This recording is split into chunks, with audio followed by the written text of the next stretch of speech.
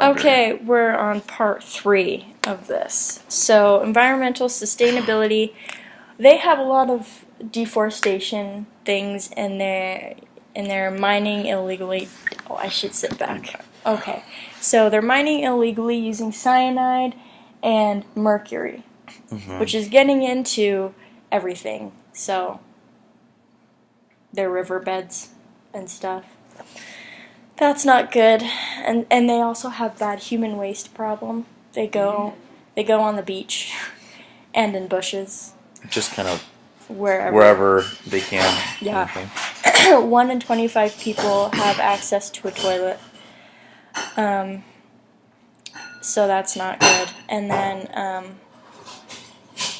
yeah, so that should be fixed. I think toilets would be a start. The toilets that create the soil, I think that's a really good idea that you had. And also, if anything, the garbage and recycling renewable plants and jobs, I think that would ultimately boost their economy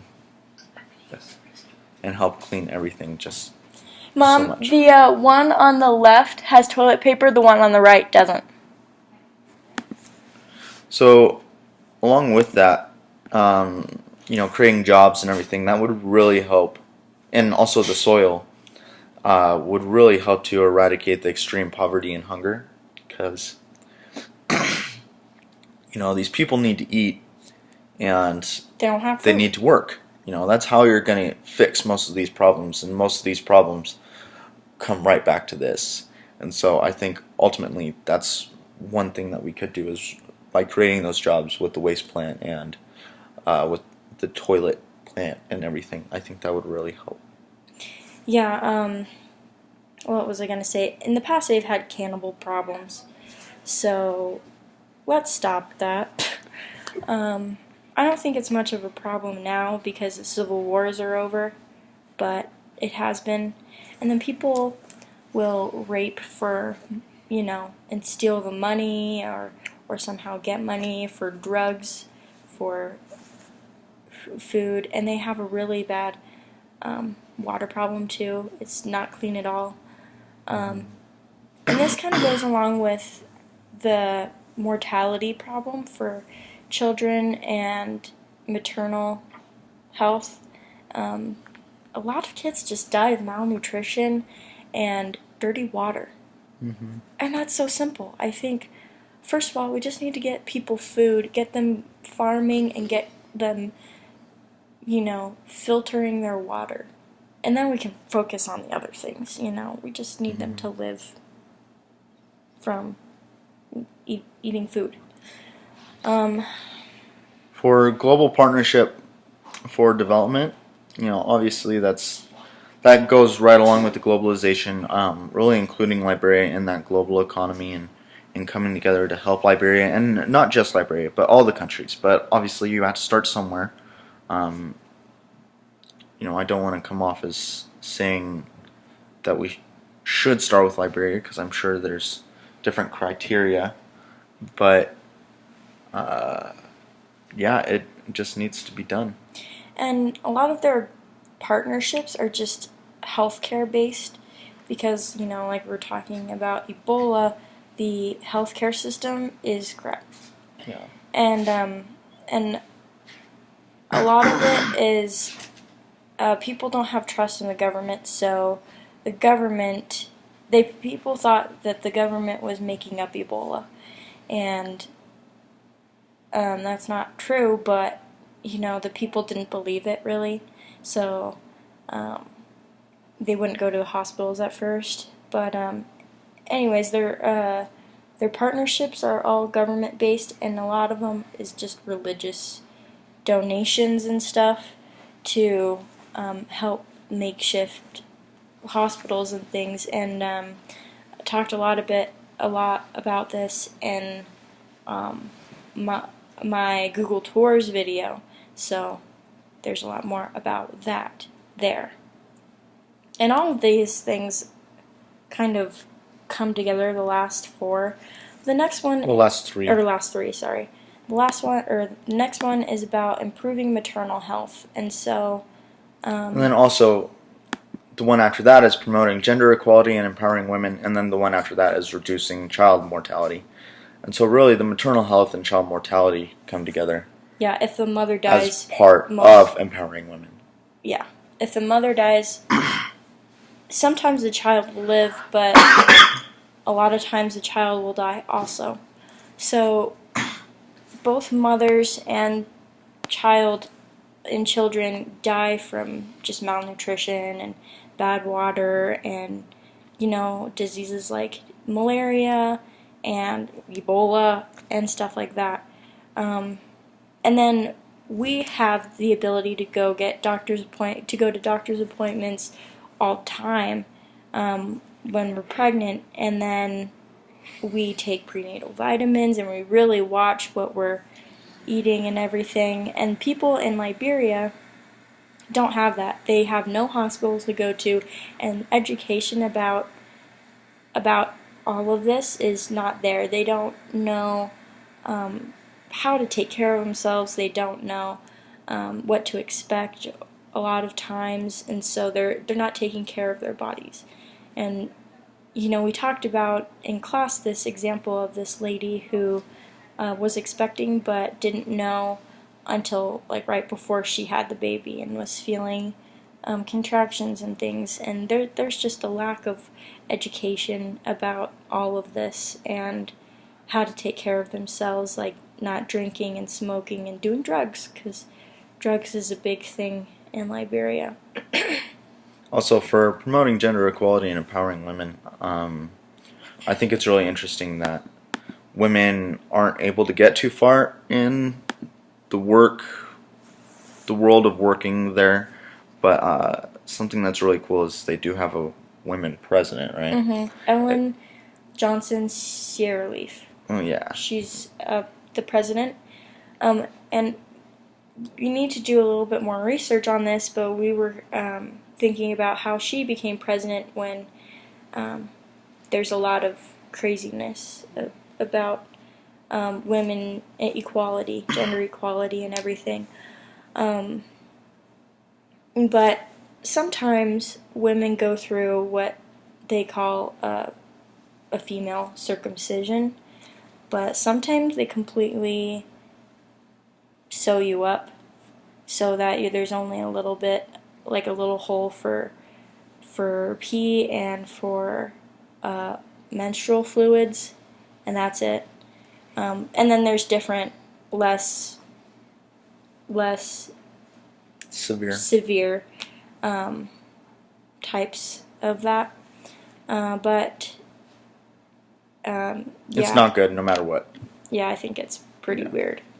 But yeah, and then the gender inequality is pretty high on the scale, but Liberia has come a little bit further, especially with their president and everything. And then reduced child mortality, like we were talking about, is that's not what I wanted. Is that children are we talk about, well, child mortality includes all children 5 and under, is what the world uses for their basis for taking statistics and everything. Especially with their civil wars, a lot of children were taken and kidnapped for being a soldier, and so a lot of them they're older now, but they, that was probably traumatic, and a lot of them died, and a lot of them have gotten HIV from their mothers, and they just are malnourished and don't have good drinking water. It's all contaminated, and they just die of simple things that we don't even think about here, like malaria and cholera. And a lot of this can be avoided by a sewer system, by good food, by people just being mindful of what they're doing when they're doing this. mosquito nets over their bed would be good. And just being proactive and understanding what they have, when they have it, and going to the hospital right away. Prevention. Understanding, what's the word? But yeah, I'm not preventing is good. And then, as you know, these UN Millennial Development Goals were created in 2000, and then they were supposed to go to 2015. So, what's your review on those?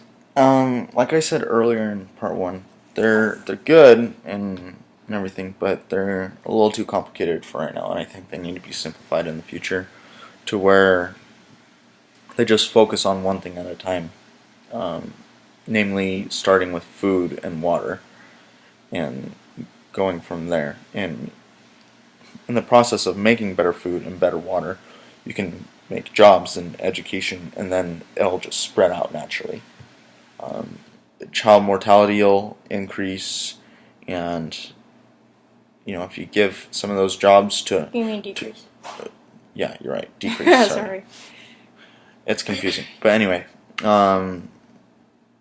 if you give jobs to women, that's going to empower women and promote gender equality, and it's going to help eradicate the poverty and hunger and all these things. And so I think that's ultimately where to start. So then we're thinking, it's 2015 now, so then we're thinking about new goals that we're going to implement for the years to come to 2030. So what would your goals be, and how would you do that? If you could talk to all of the UN and be able to go and talk to everybody, what would you say? Like I just said, The same thing. Yeah, exactly. So simplify. Simplify and start with food and water. I think those water bottles that filter are really cool. Mm-hmm. You can do that.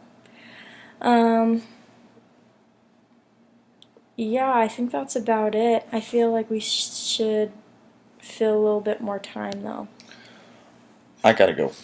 I know, I want it to be long enough. Are you done? How are you going to change men's opinion about women? Oh yeah, that's a good What about question. the circumcisions and crap? Mm-hmm. So how would you go about doing that? Because that's important. Do a Captain Moroni and go around and ask them, and if they don't agree, kill them. Okay, for reals though. Get rid of the men. The- That work. That's a real thing that happened, It's not just Yeah, some but Bible story. We can't do that now. They sure seem to do it just fine. I really don't know. Honestly, we're struggling with that in our own country, and it just takes time. Mm-hmm. And it takes being an example and being strong and being patient. Women have been very patient for a long time, and things are still not where they should be, and they're getting there. Mm-hmm. But they'll get there as long as they start. And I think a lot of it starts with at least giving them work. Something that's cool is that maybe she's not American, I can't remember, but she's Western. I think she might be American or English, but she went over to Liberia and she started a girls' school, a non-profit and everything, and so girls can go to school for nothing. And so that's awesome because a lot of girls don't get to go to school because they don't have money or they're expected to work and work in the house and everything and have children very early on.